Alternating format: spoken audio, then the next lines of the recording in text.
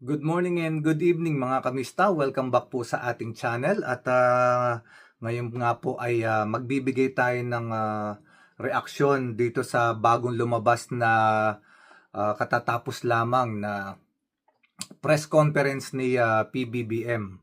At nako, sa tingin ko po ay maraming magagalit dito. Lalong-lalo na yung mga DDS. Sasakit na naman ang ulo ng mga DDS kasi wala naman silang hilig wala naman silang gusto mangyari kundi pabagsakin lang ang gobyerno. Akala yata nila napakasarap na magulo ang gobyerno. Sa ganitong pagkakataon dapat medyo konting tulungan. Hindi natin dapat tinitignan dito kung maka-Marcos ka or maka-DDS ka or maka-Dilawang ka o Pinklawang ka. Dapat ngayon tignan natin Pilipino tayo. Kung meron tayong nakikitang maganda o may tamang direksyon na ginagawa, bigyan natin ng chance. Kasi kailangan natin mga kamista. Umusad itong pinag-uusapan na problema ngayon sa flood control. At ngayong pong araw na ito ay nagtalaga na nga po ang presidente ng Pilipinas na si Bongbong Marcos Jr. tungkol po sa mga taong hahawak po nitong Independent Commission for Infrastructure or kung tawagin po nila ay ICI, Independent Commission for Infrastructure. Ito po yung mga na yan at so babasahin ko po sa inyo mga kamista. Ito po ay courtesy po ng sa Facebook ng ABS-CBN at napanood ko rin naman po ito kanina. So, ibinigay na po ang pangalan, yung final name, kasi kahapon po, 3 lamang hindi pa ho kumpleto. So, ngayong araw na ito, ay kinumpleto na po ni PBBM yung mga tao na hahawak sa ICI or Independent Commission for Infrastructure. At ipapaliwanag ko rin po mga kamista ang kanilang mga expertise. So ito pong kahuli-hulihang pangalan na ibinigay na magiging chairperson ay walang iba kundi ang former Supreme Court Justice na si Andres Reyes mga kamista. Ilalagay ko rin po yung picture dito ng mga bagong member at yung ng mga taong ito. At yung sumunod naman po ay yung dating former DPWH Secretary na si Rogelio Singson. Rogelio Singson po. At yung isa naman ay isang SGB Country Managing Partner, si Rosana Pajardo.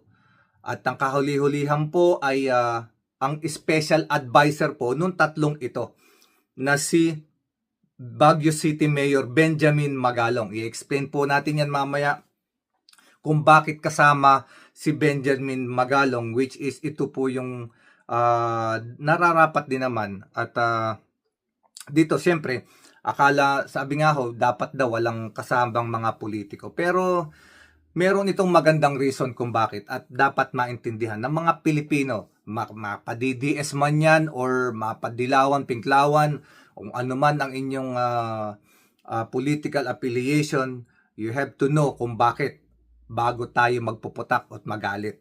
So anyway, mga kamista. So ito na po, kompleto na yung Independent Commission for Infrastructure.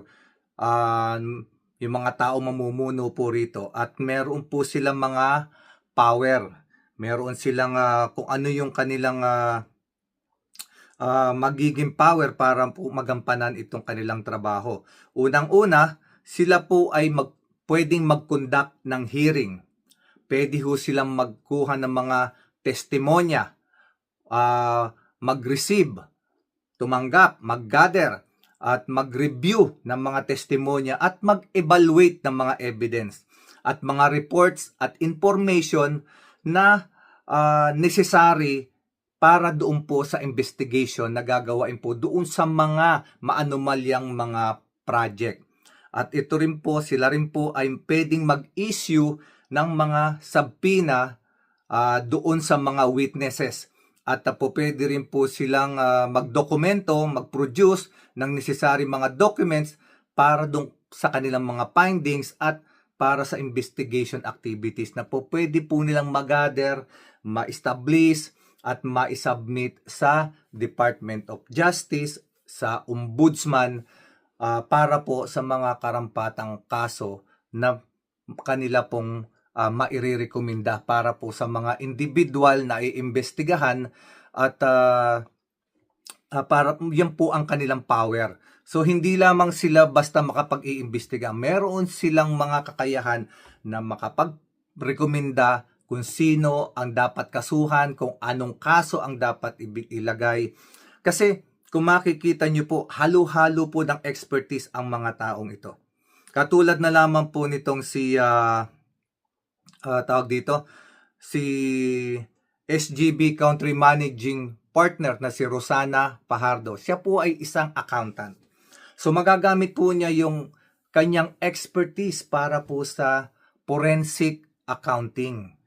Para kahit kasi ang mga in and out ng mga pera ng mga taong individual, pag nabuksan po iyang mga bangko niyan, yung mga kanilang mga record sa bangko, yung in and out ng kanilang pera, kahit saan nila dalhin yan, kahit paano, kahit anong klaseng paikot ng withdrawal at deposit ang kanilang ginawa, may establish po, makukuha, madali nilang makikita kung gaano ba talaga kalaki ang perang pumasok at kung saan dinala.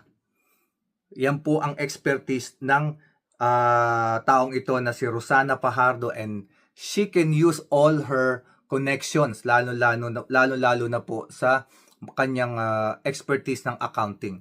Lahat ng kanyang connection sa mga malalaking bangko. At ito naman pong si former DPWH Secretary, si Rogelio Singson, ay isa po ay talagang may pinakamagandang record sa DPWH.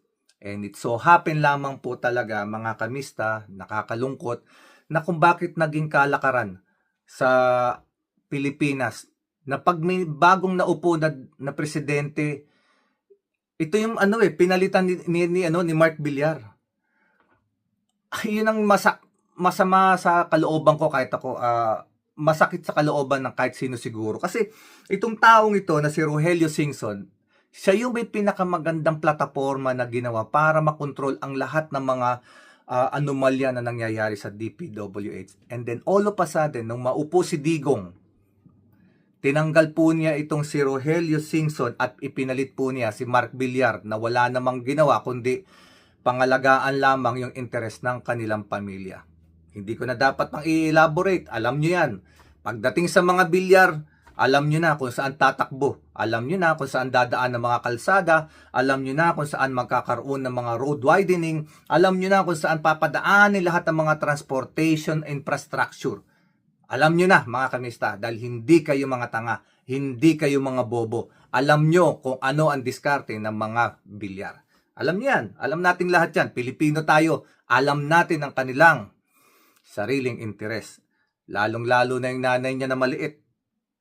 Maliit na babae yun, pero matindi yun. Alam nyo yan kung saan matindi yun. At ito naman po ang former Supreme Court Justice na mamumuno bilang chairperson na si Andres Reyes, ay kaya po kinuha yan is para po siya ang magbibigay ng mga information dito sa grupong ito kung ano yung mga legalities. Para po sa legalities ito, para malaman kung ano yung pinakamabigat na kaso na po pwedeng isampa. Kasi ang target po nila talaga, ang aim po ng grupong ito, ma-determine kung magkano ang winaldas, saan napunta ang pera, paano aayusin yung naging problema, kung paano ibabalik sa maayos na sistema, ano ang mga dapat na mabibigat na kaso ang dapat isampa para hindi na sila makawala. Kailangan po airtight, kailangan po ang maisampang kaso ay solid. Yung pong pag-isinampa na nila is, sabi nga nila, is done deal. Sarado na. Oras na isinampa na nila yung kaso, those people na irerekomendang idemanda at sampahan ng kaso ng grupong ito ay automatic po, mga kamista, sigurado maghihimas na sila ng rehas. Ngayon, mga kamista, bakit po merong isang Benjamin Magalong? Benjamin Magalong po, siya po ay Baguio City Mayor, isang politiko Pero si Benjamin Magalong po ay may pinakamagandang record nung siya po ay nasa pulis. Nung nasa CIDG po siya. Siya po ang gumawa ng report ng Mama Sapano. And at the same time, this person, battle-tested po ito. Hindi po ito basta-basta tao. Ito po ang tinatawag na Special Forces CBs. Sila yung mga elite ng Special Forces. Marami na pong pinagdaan ng laban ito. Hindi laban na suntukan, kundi gera, labanan, bakbakan, barilan. Mga kamista, itong si Benjamin Magalong, siya ang pinaka-whistleblower ng mga politiko tungkol sa anomalya sa DPWH. So, itong taong ito ay magbibigay ng advice dito sa tatlong ICI member kung sino-sino at kung saan yung lugar na talagang talamak, tamaan na ang tatamaan, mga politiko, mga kontraktor, mga DPWH official. At ito po ay nakikipagtulungan din po dito si lahat ng mga mayor na talagang sumasang-ayon sa kanya at gayon din po si Senator Lacson. Siyempre, magkamista yan. Dahil si Senator Lacson ay dati rin pong Chief PNP ng Police at ito naman pong si dating General Benjamin Magalong ay CIDG Chief naman po ng Special Action Force. Isang parehas na magmista yan, parehas na PMA graduate po yung dalawang yan at nagtutulungan po sila. At mga kamista, ito lamang po ang isa pang na tawag dito, nakakalungkot na balita. At nakakalungkot pero may maganda ring balita kasi binanggit po dito sa sa press conference ni PBBM yung hindi magandang nangyari ng previous administration kung bakit nagkaroon talaga ng mga lapse at pagkakataon itong mga walang hiya sa DPWH na magsamantala. Pakinggan po muna natin, ipaparinig ko po sa inyo. The other step that I was a little surprised to find out was that kapag tinanggal na yung rule na dati na kapag may project ang national government sa isang LGU, pagtapos na yung project, kailangan i-accept nung mayor, kailangan i-accept nung governor. Kati barangay captain, kailangan tatanggapin niya, titignan nila. And this is an important safeguard dahil pagka nasa LGU ka, hindi mo naman pinagkikitaan yung project. Kaya ang maliwanag, titignan to talaga na tama, na yung kalsada, 8 inches talaga yung konkreto. Pagka may asphalt overlay, makapal talaga yung asphalt overlay. Yung flood control, lahat yan. And so, I have instructed the DPWH, and for that matter, all of the departments to return that. Tinanggal in the last administration yan yung acceptance. Alala ko nung governor ako, walang... Okay mga kamista, ito po yung hindi masamang balita, which is ngayon ko lang din po nalaman at na-realize na yung pangyayari na yan. Kasi po before naman talaga, hindi nagtataka tayo bakit biglang sumulpot yung ganyang napakalaking nakawan at connivance between contractor, congressman na nag-i-insert ng pera at mga DPWH official. Umabot sa bilyon-bilyon. We all know na noong pa man meron ng mga tiwaling opisyal sa DPWH.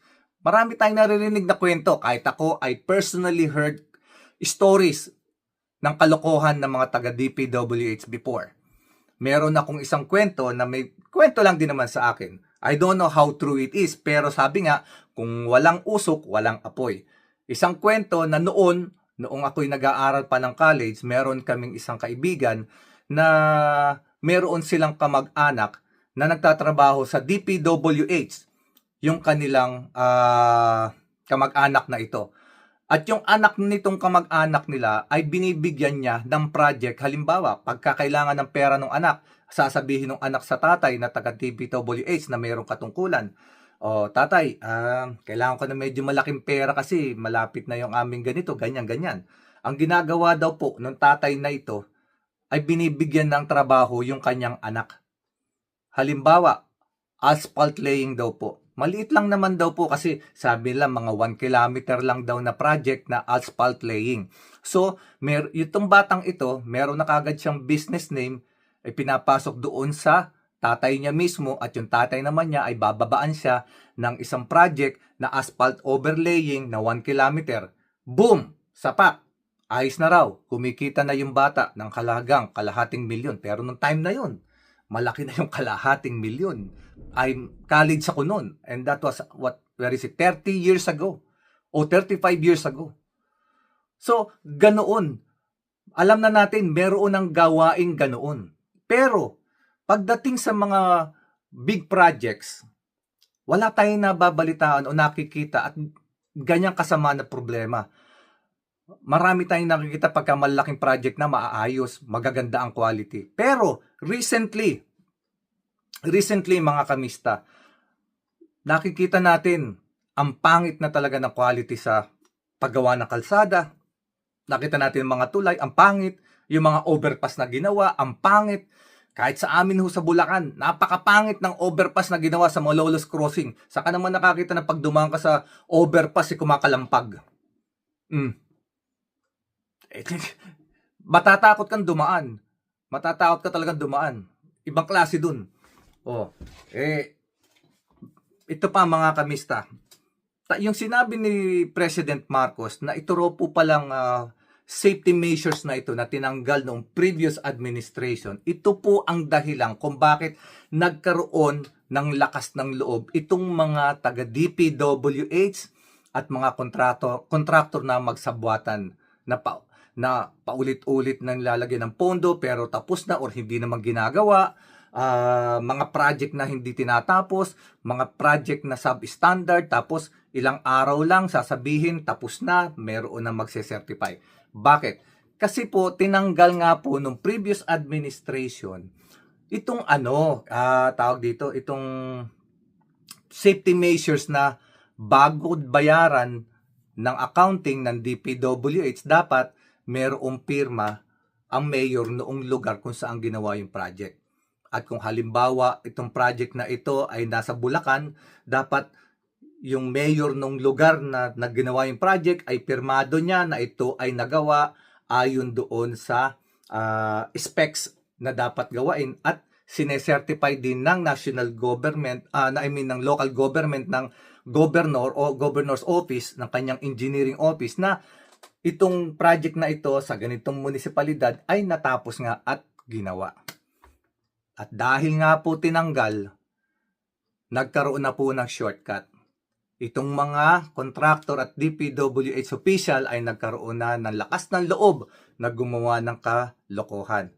At ito na nga po yung pakikipagkuntsabahan din nila sa mga congressman para magkaroon ng insertion at budget itong kanilang kuno-kuno na mga project. So mga kamista, marami din sa inyo ay nagtatanong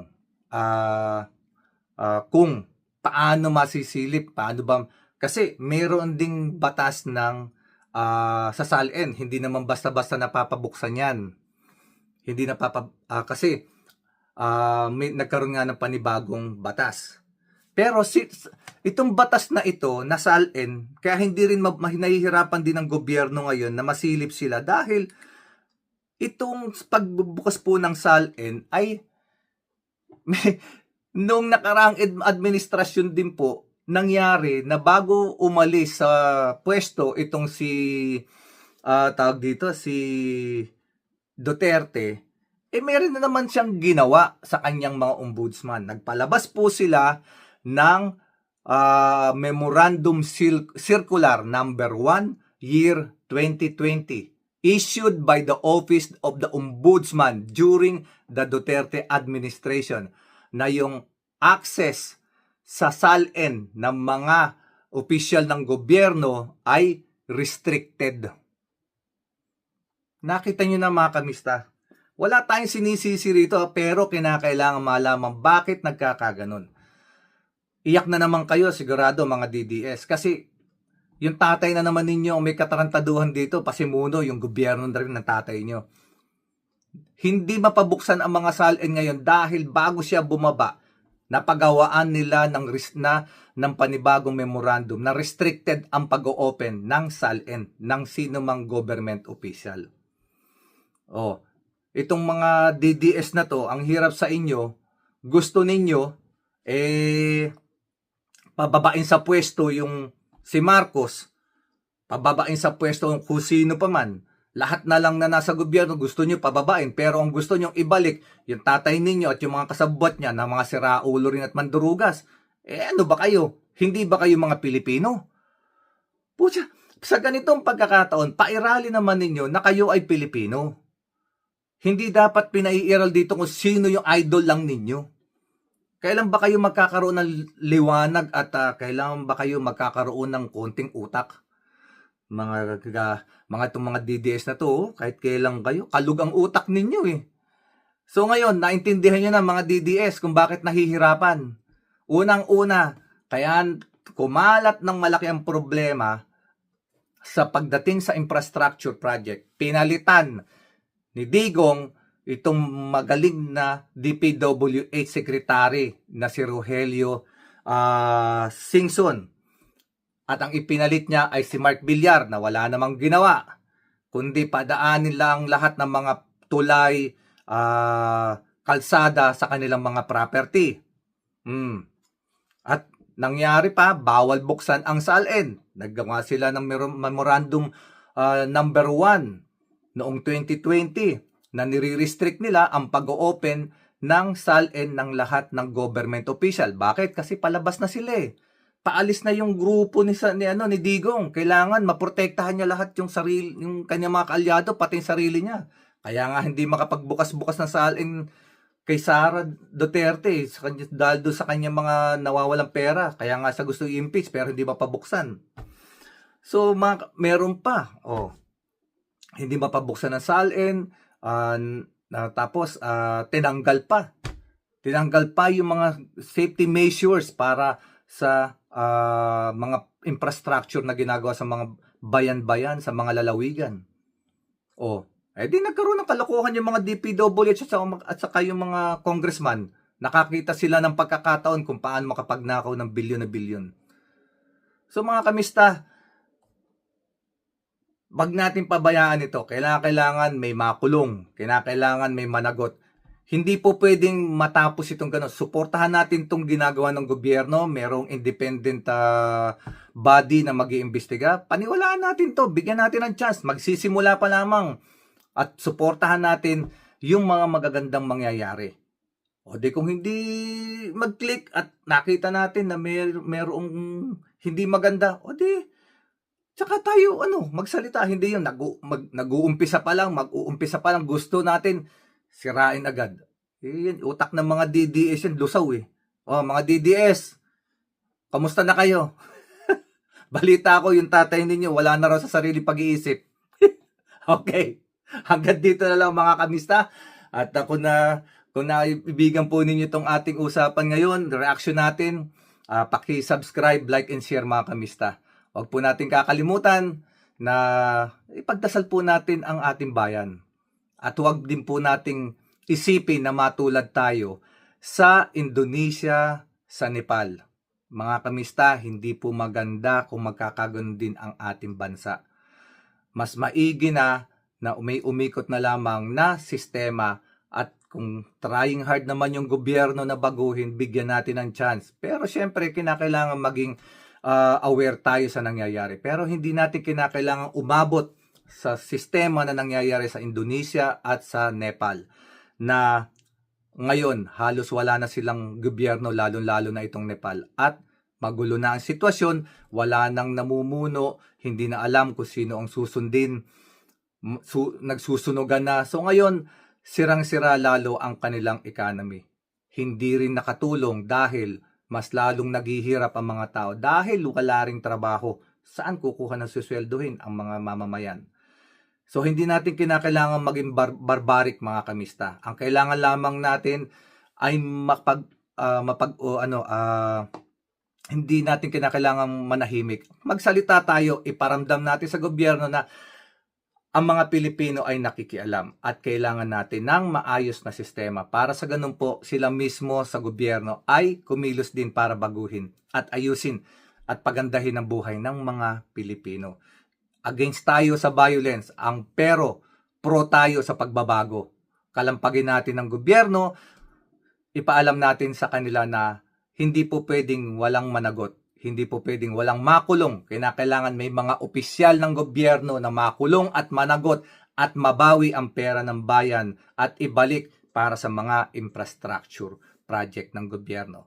Hindi madali, hindi mabilis, pero kinakailangan nating suportahan at kinakailangan nating maging mapanuri at kinakailangan din nating magkaroon pa ng pasensya. Intayin natin dahil hindi po madali ang ginagawa ngayon ng gobyerno. Bigyan natin ng tsansa yung mga bagong inupo, sila Vince Dizon ng DPWH, itong ICI, itong bagong majority block ng Senado, itong investigation sa Congress. Talagang ganun, ang politika, merong magkakalaban dyan. Pero, we have to look for the better. Hindi yung puro na lang. Yung iba dyan, may yung vice president, iniinggan niya pa yung mga reserve officer ng kasundaluhan na mukhang gusto pa niya mag-aklas laban sa gobyerno. Travel na nga lang siya ng travel at sumusweldo siya tuwing katapusan ng buwan. Pagkatapos, pag nagsalita siya, puro pa against. Subukan mo kaya, Miss Vice President, na bumalik ng Pilipinas at magtrabaho din. Ang sarap ng buhay mo biyahe-biyahe ka lang mga DDS, buhay pa ba kayo dyan? Puro kayo tuligsa. Wala na kayong ginawa kundi tuligsa. Marami lang naman kayo sa social media. Okay, mga kamista, hanggang dito na lamang sa mga kapatid nating Muslim. Assalamualaikum. God bless us all. Pagpalaing tayong lahat ng Panginoon. At siyempre, peace. Kailangan peace. Lagi tayong mag-unawaan. Pero yung mga lusawang utak dyan, mahirap unawain yan. Hanggang doon na lang sila. Pero tayong mga taong hanggat may nauunawaan pa na maayos, ituloy lang natin ang pagmamahal sa Pilipinas. Okay? Suportahan natin ang gobyerno. Huwag nating sirain. Dahil ang gobyerno, kung alam nila na may nakatingin at nagmamasid at kumakalampag sa kanila, ay hindi rin naman sila makakagawa ng kalokohan. Mga kamista, hanggang sa muli. Thank you very much. Please subscribe, like, and share. Thank you.